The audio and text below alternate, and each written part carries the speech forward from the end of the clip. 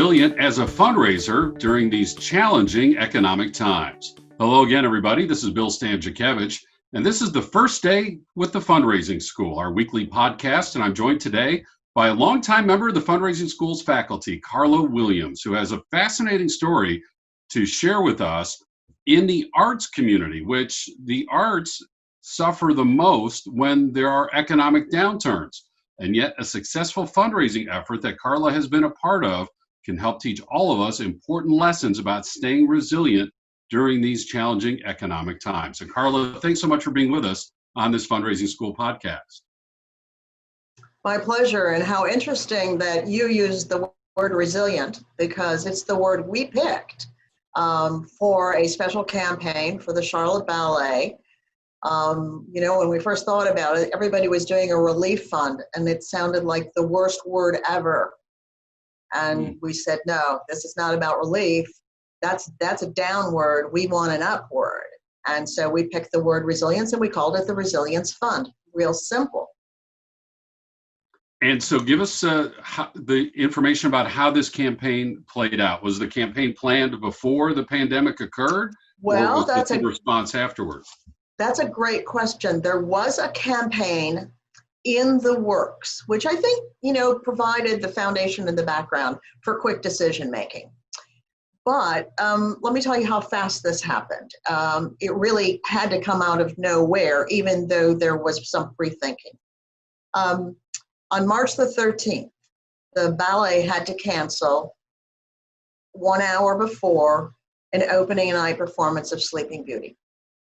Which is really crushing and devastating when you think you've got a whole company and an audience sold out, and there's nowhere to turn except to say, sorry, we're going to cancel.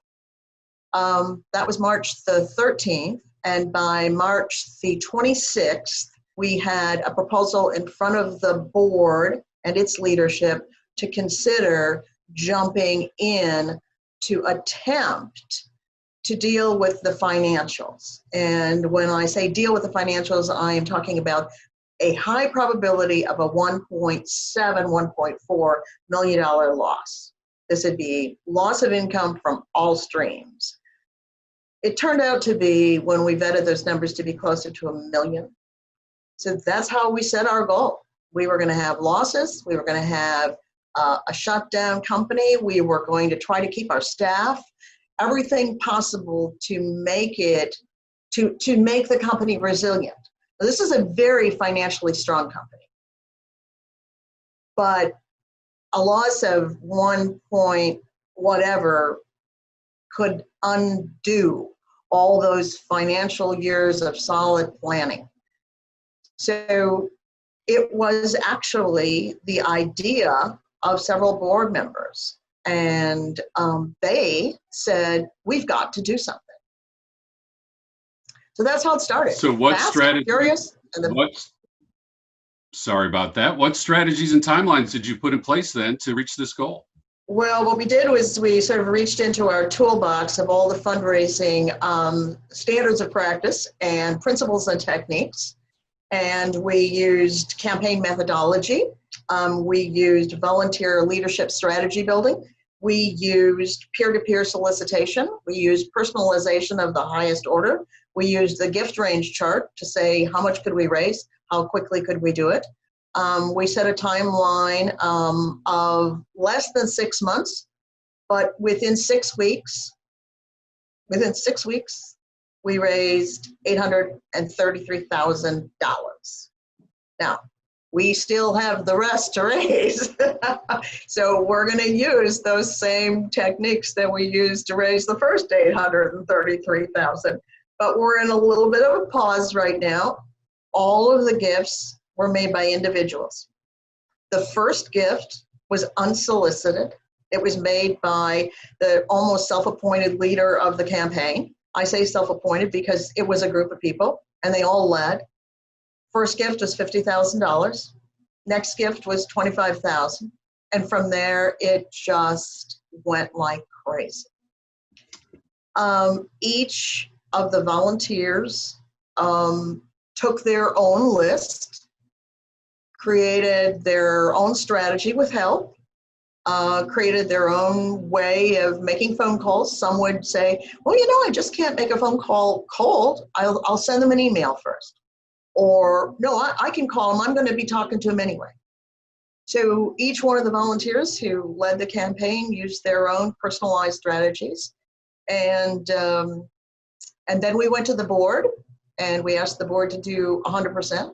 And then we went to the advisory committee and we asked them to do 100%.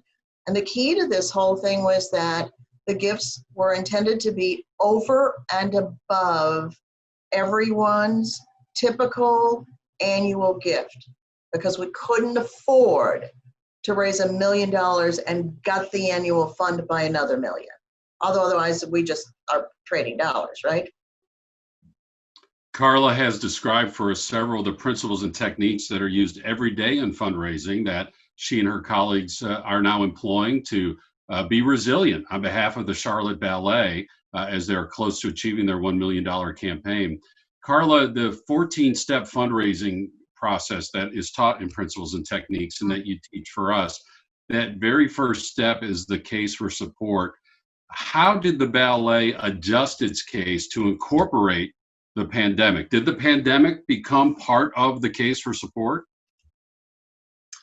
The pandemic became part of the case in as much as it was all about employees and dancers and artistry, right?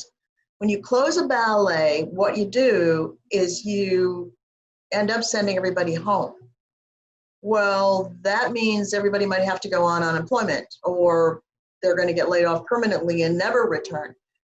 So that literally guts the soul of an organization. So this is all about the human side of an organization, not the bricks and the mortar, right? I mean, this is about the people who work there, the 100 staff who are artists in every right. And so the campaign was about keeping them employed. It was about keeping them on medical benefits. It was about, if we had to lay them off, it would be a furlough and they would come back, their jobs would still be there, right? It was about covering the losses from Sleeping Beauty, which were $300,000, $400,000. So the case itself was critically examined from a financial standpoint, from a human standpoint, from an artist standpoint. And we could measure the impact, positive and negative, of each aspect of what closing the ballet down would do, including the academy. Now, the academy is 1,000 young people who take lessons. So we had to look at that as well, because the academy is actually almost in some ways a business proposition for the company, because it actually breaks even and sometimes makes money. If we close all that down, what do all the kids do? And what happens to young ballet students when there is no dance? 6 weeks out, 2 months out, the body changes, right? So part of this case was trying to figure out, how do we keep everybody doing what they do so well, keeping the artistry alive, keeping the ballet dancers dancing somehow, some way, and keep engaged with all the audiences. So we had to talk about digital formatting, to videos, to online classes. So the case became a way of keeping the organization and its human souls intact and alive, productive, and doing what they do best, which is being creative. And then we all benefit, right? Because we get their creativity. So the wardrobe department made masks.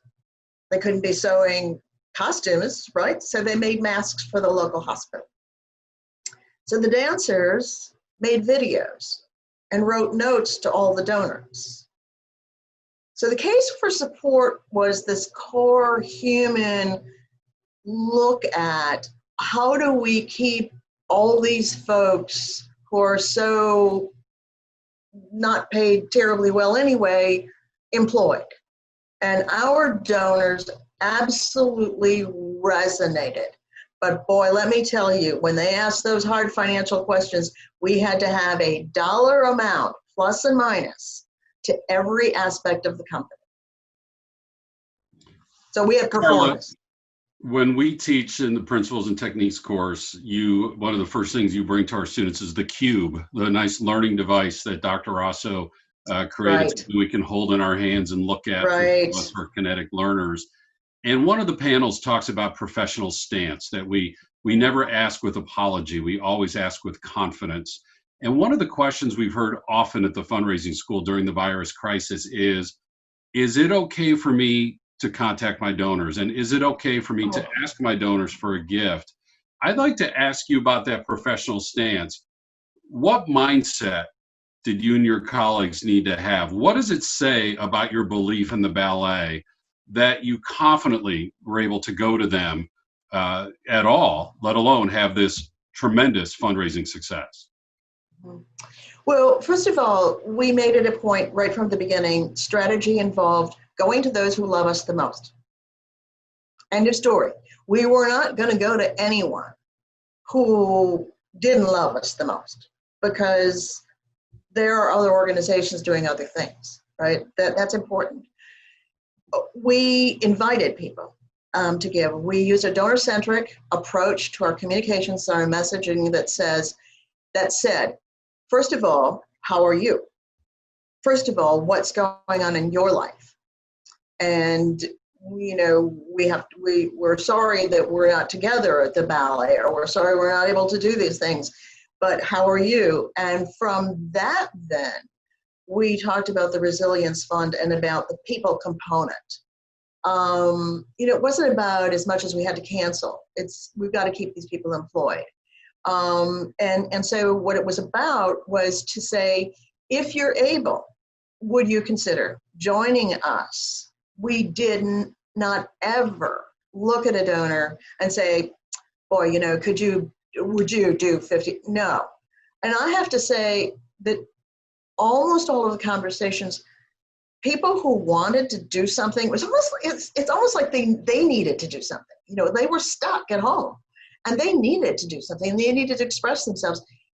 I'd almost say that the majority of the gifts that were made were more or less unsolicited. Now, I know this is going to sound strange, because we do want our volunteers to be brave and ask, just as we as fundraisers do that too. But in this particular case, we made a point of saying we're going to invite you to join us. And therefore, we did not ask specific amounts. We told them what others were doing.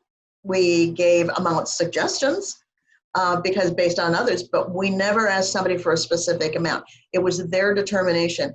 And I think in this particular case, the donors ended up being even more generous than what we would have expected, and more quick. We elected not to do a contract. Talking about donor centricity. Unlike a capital campaign where you really feel obliged to sign a contract by a donor or have a donor sign it, because then it's a non-negotiable contract and you can book it. We didn't do that. We said, this is just your word, and whatever you say, we're going to take it for that. And honestly, Bill, I'm sure we're going to have some uncollectibles, but I doubt that we'll invoice anybody. This whole campaign really was a loving campaign. It was about people who love the ballet, talking about people about what they loved and about how they were doing. And so I think our solicitation was probably, in a way, more kind, more gentle. Not at all, if you do this for me, I'll do this for you. You know how that can happen. I have a feeling that the tone of this will grow the culture of philanthropy even deeper in the organization, because it's the ballet, it's the employees now, okay? It's the ballet students themselves who are thanking the donors. Boy, that gets down to, where philanthropy becomes this wonderful reciprocity of, we all care about this, so let's get together and do it together, so we'll be stronger together. It kind of isn't even about the money, right? It's about the mission. What a wonderful story and a wonderful example of fundraising success amidst this virus crisis. And as you can hear from Karla's description, when you come to the fundraising school, you learn not just the techniques, but also these intangibles that are research-based and explains why our alumni meet or exceed their fundraising goals at rates higher than national averages. And the fundraising school is still open for business. Our courses that lead to the certificate in fundraising management and the certificate in fundraising leadership are available online, and you can receive a 50% discount through the crisis response scholarships. The crisis response scholarships for our courses that are currently being offered online. Now, we hope to be back in person in Indianapolis at the end of August. Stay tuned for those details, as of course we're beholden to local, state, national, and of course Indiana University policy regarding in-person meetings. We have these free weekly podcasts. We have monthly meetings called Fridays with the Fundraising School, where you can get together and ask your questions and share your ideas, commiserate and vent if you so care to do that. And we also, this summer, we've developed something like a summer learning institute called the Series in Current Affairs Fundraising, 5 different half-day courses that are moderately priced that lead to the Current Affairs Fundraising Certificate. All this information is available online. We call this TFRS at your desk. TFRS for the Fundraising School, TFRS at your desk, all online at philanthropy.iupui.edu/the Fundraising School. With Karla Williams, this is Bill Stanczykiewicz, and now you are more up to date on this first day from the Fundraising School.